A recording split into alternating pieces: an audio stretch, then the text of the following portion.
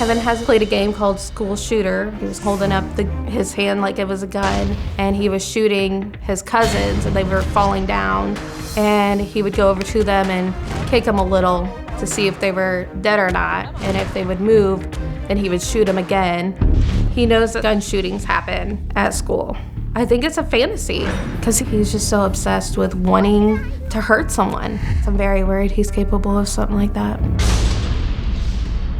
Alicia says she believes that her son could hurt her entire family one day, and he's getting too big to physically restrain.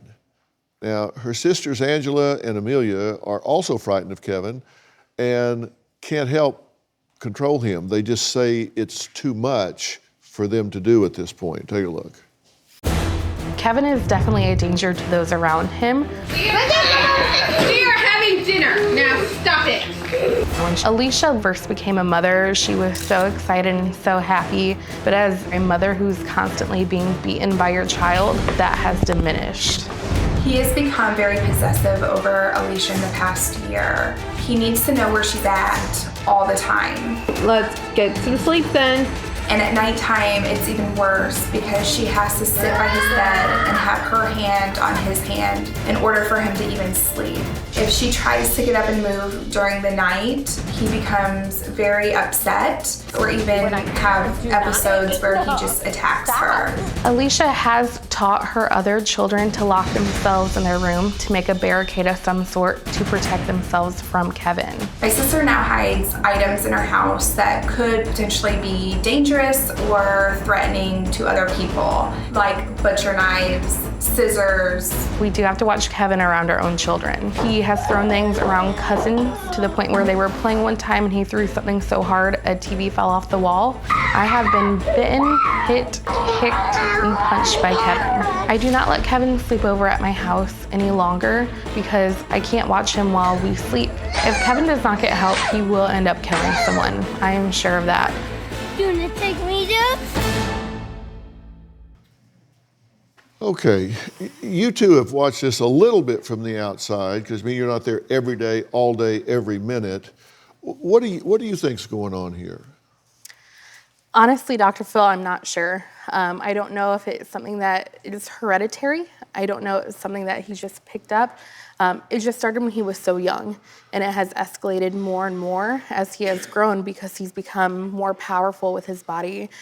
He's able to use his weight in a bigger way. Well, you say hereditary. Was your sister like this when she was growing up? Certainly not. Okay. No. So this wasn't something he modeled after her? No. There's a difference between having a temper and raging for hours, because there's the qualitative difference is the inability to inhibit your emotions. You know, everybody can get upset and they can even fly off the handle. But to maintain this for hours means there's something missing. The inability to pump the brake, the inability to stop. There's a point at which you get into a rage and you become a passenger on the rage train. And that's what's happening here, in my view. What do you think? I kind of agree with Angela. We're kind of just lost right now. It happened at such a young age when we started to see these rages happen that I don't know if it was the trauma at birth or if it is a genetic factor. We're just lost. We don't know the answer.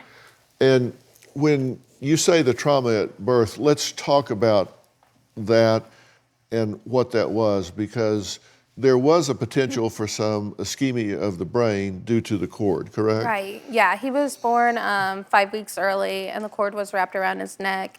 And he had to go into the NICU for about a couple, 2 or 3 weeks, because he couldn't breathe on his own. Right. And you know that can't be ignored.